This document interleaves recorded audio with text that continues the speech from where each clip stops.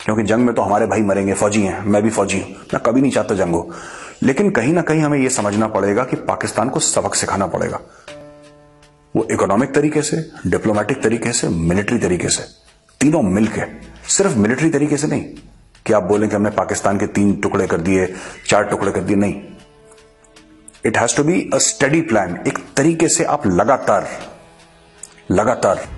ये long term चीजें हैं। डी एस्केलेशन नहीं हुआ है, मुझे नहीं लगता कि डी एस्केलेशन हुआ है। बॉर्डर पे अभी भी आग लगी हुई है और ये आग लगनी चाहिए और चारों तरफ से लगनी चाहिए। घेरिए पाकिस्तान को इंटरनेशनल पूरे बॉडीज में, घेरिए उनको, एग्रेसिवली घेरिए। अपने एम्बेसीज को दोबारा एक्टिवेट करिए, हाई कमीशन को दोबारा एक्टिवेट करिए, ठोकिए हर जगह से पाकिस्तान को, उनकी ट्रेड में, हर जगह से आइसोलेट दैट कर दो। सिर्फ ऑफिस नहीं खुल जाने चाहिए। आपने जब टिबेटन्स को आप लाए थे यहां पे 50s में, तो उनकी पूरी गवर्नमेंट इन एग्जाइल बनी थी। आपको यह करना चाहिए कि जितने भी सिंधी हैं, बलोची हैं, पश्तून हैं, आप दिल्ली में जमीन देके सरकार पैसा खर्च करे। 10 फालतू जगह हम लोग पैसा खर्च करते हैं, ये तो अच्छा काम है।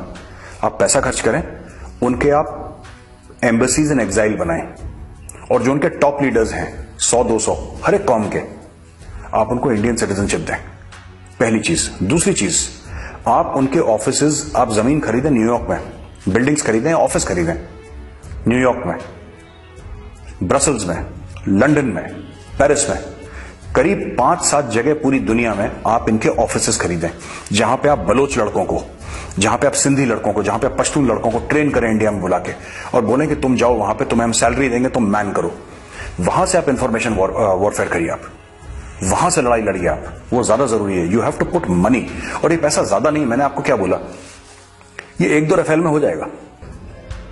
बलोचिस्तान का एक बलोचिस्तान हाउस करके उनकी बिल्डिंग होनी चाहिए न्यूयॉर्क में, उनकी बिल्डिंग होनी चाहिए वॉशिंगटन में, उनकी बिल्डिंग होनी चाहिए लंदन में, उनकी बिल्डिंग होनी चाहिए पेरिस में, उनकी बिल्डिंग होनी चाहिए बिल्कुल जहां पे ईयू की पार्लियामेंट है उससे 10 कदम दूर उनकी बिल्डिंग्स होनी चाहिए यहां पे। This must be funded by India. अगर आप एक एग्रेसिव पॉलिसी रखेंगे और लगातार आप लगे रहेंगे उस चीज में, पाकिस्तान घुटनों पे आ जाएगा। खोलिए एम्बेसीज आप 5-7 जगह पूरी दुनिया में। ऑस्ट्रेलिया में खोलिए एम्बेसी, क्या फर्क पड़ता है, खोलिए।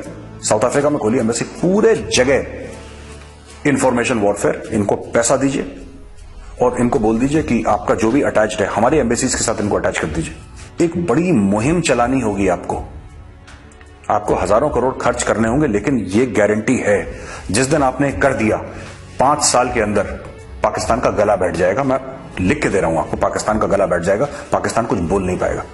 ये लोग जो फालतू की बकवास करते हैं लंदन में कि कश्मीर डे सेलिब्रेशंस और यूएस में और लंदन में अपनी बसेस चलाते हैं, यही तो कर रहा है पाकिस्तान। इसके लिए पैसे चाहिए हमें, हमारे पास पाकिस्तान से 100 गुना ज्यादा पैसे। आप शुरू करिए, दिल्ली में करिए, वॉशिंगटन में करिए, हर जगह करिए, फैला दीजिए। Sindhi nationalism, Baloch nationalism, Pashtun nationalism, ये पाकिस्तान की फॉल्ट लाइन्स है। इन लोगों को गले लगाना जरूरी है। हम नहीं चाहते कि सिंध इंडिया में मिले या बलूचिस्तान इंडिया में मिले, नहीं, अपना मुल्क बनाइए, हमें कोई लेना देना नहीं, अपना मुल्क बनाइए।